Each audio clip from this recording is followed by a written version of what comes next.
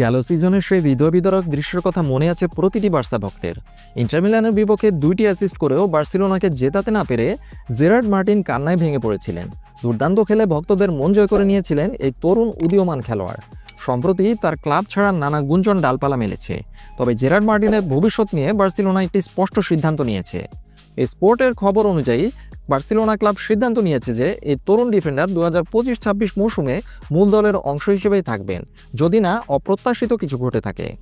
গত গ্রীষ্মে সিনিয়র দলে যোগ দেওয়ার আগে জেরার্ড মার্টিনের কোনো শীর্ষ স্তরের অভিজ্ঞতা ছিল না, কিন্তু তিনি দ্রুতই হ্যান্সি ফ্লিকের অধীনে দলের অন্যতম বড় আবিষ্কারে পরিণত হন।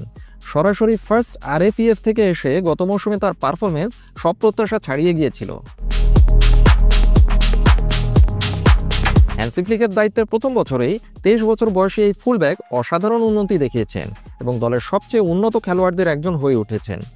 জেরার্ড মার্টিনের ক্যারিয়ারের মোড় ঘুরে যায় যখন তিনি ক্লাবের দুটি সবচেয়ে বড় ম্যাচে রিয়াল মাদ্রিদের বিপক্ষে কোপা দেল রের ফাইনাল এবং ইন্টার মিলানের বিপক্ষে সান সিরোতে উয়েফা চ্যাম্পিয়ন্স লিগের দ্বিতীয় লেগের ম্যাচে মাঠে নামেন। দুটি ম্যাচেই তিনি গুরুত্বপূর্ণ ভূমিকা পালন করেন এবং অসাধারণ দক্ষতা দেখান। দুটি অসাধারণ অ্যাসিস্ট করেন ইন্টার মিলানের বিপক্ষে এবং বয়সের তুলনায় অনেক বেশি পরিপক্কতার পরিচয় দেন মাঠে। সাম্প্রতিক চোট থেকে সেরে ওঠার পর জেরার্ড মার্টিন বার্সেলোনার দুটি প্রাক মৌসুম ম্যাচেই খেলেছেন, এমনকি FC সিউলের বিপক্ষে একজন লেফট ফুটেড সেন্টার ব্যাক হিসেবেও ভূমিকা পালন করেছেন।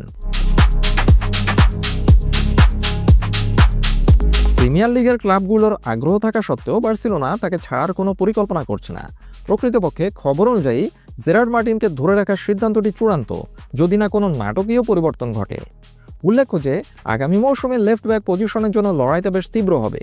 আলেহান্দ্রো বালদে এই পজিশনে ক্লাবের প্রথম পছন্দ হিসেবে থাকলেও লা মাসিয়ার আরেক উদীয়মান প্রতিভা জোফ্রে টরেন্স সিনিয়র দলে জায়গা করে নেওয়ার জন্য কঠোর চেষ্টা করছেন।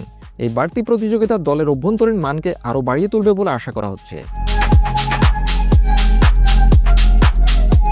এত কিছু সত্ত্বেও কোচিং স্টাফ এবং বোর্ড জেরার্ড মার্টিনের উপর পূর্ণ আস্থা রাখছে।